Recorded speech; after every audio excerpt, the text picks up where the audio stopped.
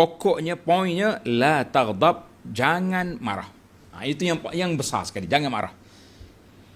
Baik, dari sudut fiqhul hadis wa ma yurshidu ilaih. Apakah fiqh hadis ini? Dan hadis ini menunjukkan pembimbingan hadis nak ajar kita apa benda.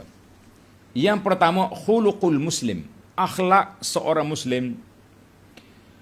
Al-muslim, seorang muslim adalah seorang yang mempunyai ciri-ciri akhlak yang mulia. Mempunyai ciri-ciri akhlak yang mulia. Akhlak dia tu lemah lembut, bersifat malu, tawadha, berkasih sayang, senyum pada orang. Bila orang buat salah dia maafkan. Kalau kita tersalah kita mohon maaf. Ini semua di antara ciri-ciri akhlak yang mulia. Kenapa disebut akhlak mulia ni isu memaafkan dan minta maaf? Sebab dia ada maaf dengan memaafkan ini ada kaitan dengan marah. Bila kita marah, kita akan keluar perkataan yang tak baik. Ataupun kita akan buat satu pukul orang ke, itu bila sudah marah, kan? Ataupun orang pula kata tak baik kepada kita, kita pula marah. Maka kita duduk di antara minta maaf, memberi maaf. Dua aja kita. Itu akhlak seorang Muslim bersifat sedemikian. Akhlak seorang Muslim, dia tak pakai kata-kata keramat orang kita, aku tak maaf sampai ke mati. Oh, jangan. Itu bahasa orang Melayu yang tidak berakhlak dengan akhlak Muslim. Ini banyak juga kita dengar orang cakap. Bila dia nak marah dengan orang, dia kata, aku tak maaf dia sampai ke mati. Kita kata, Masya Allah, simpelnya hidup dia.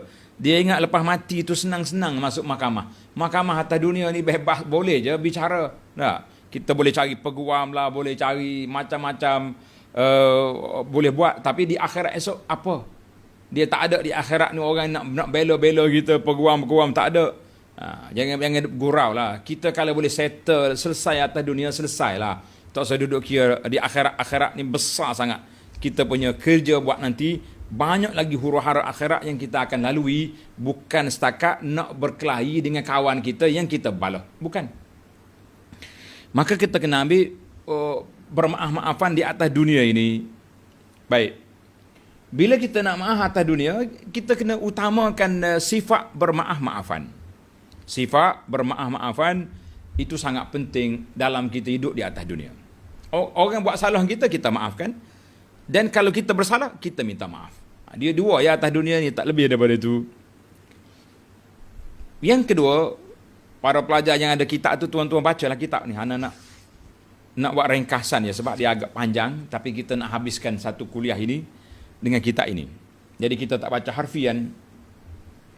Isu yang kedua, asyauqu ilal jannati wal bahthu an tariqiha. Bagi seorang Muslim, syauq dengan makna terlalu rindu, gairah sangat nak sampai ke syurga dan mencari jalan-jalan yang boleh sampaikan kita ke syurga. Sebab bukan semua jalan boleh pergi ke syurga. Hati-hati, sebagaimana kata sahabat radhiyallahu anhu, kan mim muridin lil khairi lam yusibhu. Berapa ramai orang nak benda baik tapi tak sampai. Sebab apa tak sampai? Jalan salah. Kita ingat lorong ni ke syurga, kita pergi pecuk laju, tengok menyimpang ke lain. Na'udzubillah. Lebih-lebih lagi kalau jalan lebuh raya. Silap sikit masuk sempang, paling awal boleh U-turn 5 km. Kalau tidak, jauh lagi pergi. Ingat yang baik. Maknanya, jalan nak menuju ke syurga bukan mudah. Kerana itu kita tengok sahabat-sahabat radhiyallahu anhum, mereka datang jumpa dengan Nabi sallallahu alaihi wasallam. Sebagaimana Abu Darda tadi, dia kata, ya Rasulullah, dullani, tunjukkan kepada saya jalan yang boleh menyampaikan saya kepada syurga dan menjauhkan saya daripada neraka. Itu permohonan mereka. Dan ramai lagi sahabat yang sedemikian. Maka Nabi sallallahu alaihi wasallam akan menyampaikan kepada mereka mengikut kategori. Ada orang dalam hadis ini khasnya Nabi kata la taghdab, jangan marah. Boleh jadi rajul, sahabat yang bertanya tadi itu backing. garang sikit dia. Orang Kelantan kata gedebek, maka sesuai pesanan, la taghdab, jangan marah. Ada lagi orang mari tanya Nabi SAW, ya Rasulullah, apakah jalannya nyampai ke syurga? Nabi ajar kepada dia, ta'budullah wa la tusyrik bihi syai'a. Musembah Allah, jangan syirik. Orang ni baru masuk Islam, Nabi ajar tauhid. Ada orang ni pula mari ajar jalan nak ke syurga, birrul walidain, buat baik pada dua ibu bapa. Artinya setiap orang, Nabi kita sallallahu akan memberi jawapan yang sesuai dengan orang itu. Sesuai dengan orang itu. Jadi kalau kita, itu dia panggil kepekaan pendakwah kepada orang yang bertanya. Jangan main. Baik.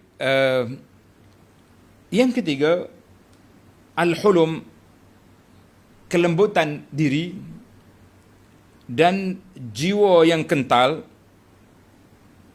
Jiwa, dhabtun nafsi, boleh kontrol jiwa kita, kontrol nafsu kita, adalah sabil al-fawz wa ridwan, merupakan jalan kemenangan, kejayaan dan keredaan Allah Azza wa Jalla. Siapa nak dapat keredaan Allah, siapa nak mendapat kebahagiaan dunia dan akhirat, maka dia kena bersifat lemah lembut dan juga dhabtun nafsi, jaga diri. Jaga diri. Apabila tabiat kemanusiaan menguasai dan tusukan kejahatan bergelora dalam jiwa, maka wahai saudara muslim dan muslimah yang sedang mencari kejayaan, hendaklah engkau jangan sekali-kali menyerahkan dirimu kepada hawa nafsu dan menjemput kemarahan itu menempati diri kamu. Jangan letak sifat marah tu dalam jiwa kita. Bila kita asyik duk marah, ya kita tak kontrol, dia sebati dengan kita, apa saja pun asyik nak marah. Marah ya kerja dia. Dalam ayat Al-Quran yang menjelaskan ciri-ciri orang yang beriman, dalam surah Ali Imran ayat 133 134, qala Allah Ta'ala, a'udzu billahi minasyaitonir rajim, wasari'u ila maghfiratin min rabbikum وَجَنَّةٍ عَرْضُهَا السَّمَاوَاتُ وَالْأَرْضُ أُعِدَّتْ لِلْمُتَّقِينَ. Segeralah kamu mencari keampunan Allah. Syurga yang dijanjikan terseluar langit dan bumi disediakan bagi orang yang muttaqin. Siapa mereka? Alladzina yunfiquna fis sarra'i wad dara. Orang yang memberi nafkah ketika susah, ketika senang. Senang susah. Wal kazimin al ghaiz, ini tajuk kita ni, orang yang menahan kemarahan. Wal afina 'anil nas, memaafkan kesalahan orang. Wallahu yuhibbul muhsinin, Allah Taala sayang kepada hamba-Nya yang muhsin, yang buat baik. Maka apabila ciri-ciri tersebut, mempunyai ciri tersebut, maka terpeliharalah dirimu daripada kemurkaan Allah. Setelah kamu mengekang sebab-sebab yang mendatangkan kemurkaan itu. Jadi kita kena dua, kazimin al-ghaid, kalau kita nak marah kita tahan. Kalau orang buat kesalahan kita maaf. Afina 'anil nas. Baik. Ayat ini meletakkan kepada kita dua sifat yang sangat besar. Telah riwayat juga oleh Imam Ahmad hadis Abdullah bin Umar. Beliau bertanya Nabi SAW, ma yuba'iduni min ghadabillah? Rasulullah, apakah yang menjauhkan saya daripada kemurkaan Allah? Qala sallallahu alaihi wasallam, la taghdab, jangan marah. Jadi tajuk kita dia bak marah, dia kumpul bak marah sajalah. Nabi kata jangan marah.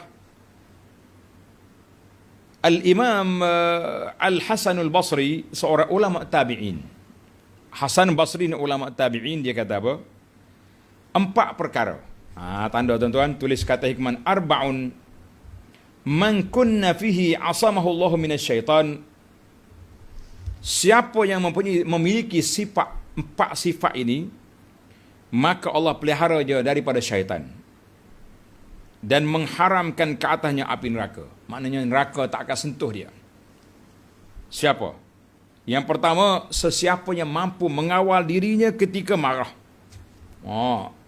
Indar raghbah, mana ketika dia kegairahan, semangat sangat, kita kontrol. Kan? Warahbah, ketika takut sangat pun jangan takut sangat. Dan wasyahwah wal ghadab, ketika syahwat, keinginan nafsu nak bergelora, kita sabar, jangan langgar dia punya batasan Allah. Dan yang keempat, al-ghadab, kawal kemarahan. Para pelajar sekalian, dalam isu marah ini kita kena ada dua keadaan. Bukan tak boleh marah langsung dan bukan juga marah sentiasa. Isu yang keempat, dalam kitab ni kata al-ghadabu, kemarah itu mengumpulkan segala bentuk kejahatan.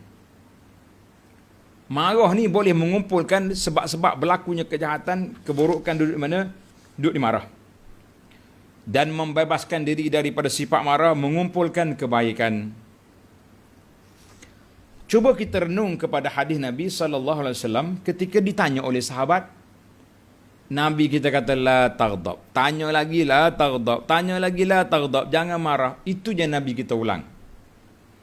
Maknanya kita boleh kesan di sini daripada kata-kata Nabi SAW yang diulang-ulang kepada para sahabat ini, bahawa marah ini satu sifat yang berbahaya. Sifat yang berbahaya.